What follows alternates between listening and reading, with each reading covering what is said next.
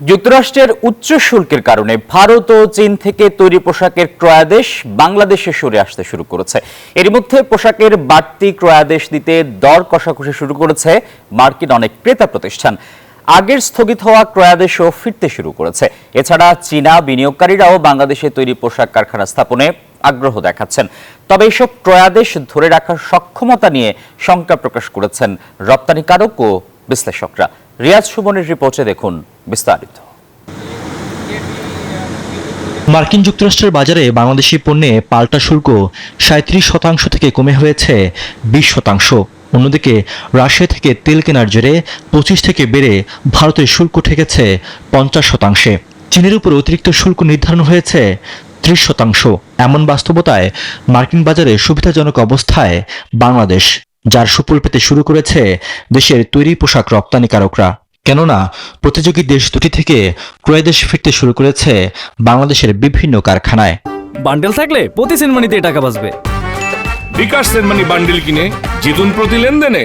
India থেকে বায়াররা আপাতত shift করে আসছে, এটা সত্য কথা। প্রচুর বায়ার ইনকোয়ারি করছে স্পেস খালি আছে কিনা, তারপর কস্টিং কত কি হবে না হবে এগুলো। চায়না থেকে প্রচুর ফ্যাক্টরি আসছে, যে ফ্যাক্টরিগুলো চায়নায় প্রোডাকশন করতো তারা আপাতত বুঝে গেছে যে চায়নায় সামনে প্রোডাকশন করা খুব একটা সুবিধা করতে পারবে না ট্যারিফের জন্য।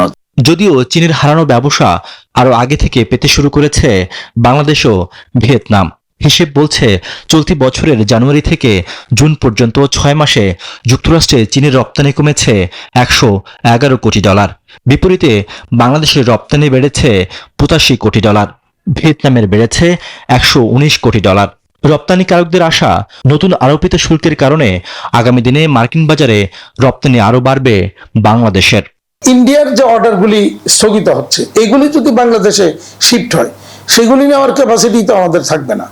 পাশাপাশি চীনের যে অর্ডার কমে যাবে, চীন সরে যাচ্ছে রপ্তানি থেকে, পোশাক রপ্তানি থেকে, তাহলে ওখানকার যে লোয়ার এন্ডের প্রোডাক্টগুলি, সেগুলি তো আমাদের এখানে ছাড়া অন্য কোথাও কিন্তু সুযোগ নেই আর। তবে বাড়তি ব্যবসা ধরতে কতটা প্রস্তুত পোশাক খাতের উদ্যোক্তারা? তারা বলছেন, জ্বালানি সংকট, কাস্টমস জটিলতা ও উচ্চ সুদ হারে জর্জরিত দেশের শিল্প খাত। প্রতিযোগী দেশগুলোর হারানো ক্রয়াদেশ ধরে রাখতে অভ্যন্তরীণ জটিলতা নিরসনের তাগিদ অর্থনীতি বিশ্লেষকদের। খেয়াল রাখতে হবে যে আমাদের মূল্যটা কিন্তু একই স্তরে নাও থাকতে পারে। যাদের উপরে বেশি শুল্ক আরোপ করা হয়েছে তারা তাদের যদি প্রতিযোগিতা সক্ষমতা, কস্ট অফ ডুইং বিজনেস, এগুলো দিয়ে যদি তাদের মূল্য কম রাখে, তাহলে কম মূল্যের উপরে বেশি শুল্ক অনেক সময় বেশি মূল্যের উপরে কম শুল্কের থেকেও আলটিমেট দামটা কম হতে পারে। সো এই চ্যালেঞ্জটা কিন্তু আমাদের খেয়াল রাখতে হবে। এখন ক্যাপাসিটি যে আমরা বাড়াবো, সেই ক্ষেত্রে সরকার কি আমাদেরকে গ্যাস দিবে, সেই নিশ্চয়তা তো নাই। যুক্তরাষ্ট্রের বাড়তি শুল্ক আরোপ করা দেশগুলো উৎপাদনশীলতা বাড়ানো এবং দর কষাকষি করে মূল্য কমাতে পারলে এই সম্ভাবনা নাও থাকতে পারে বলে মনে করেন অর্থনীতি বিশ্লেষকরা।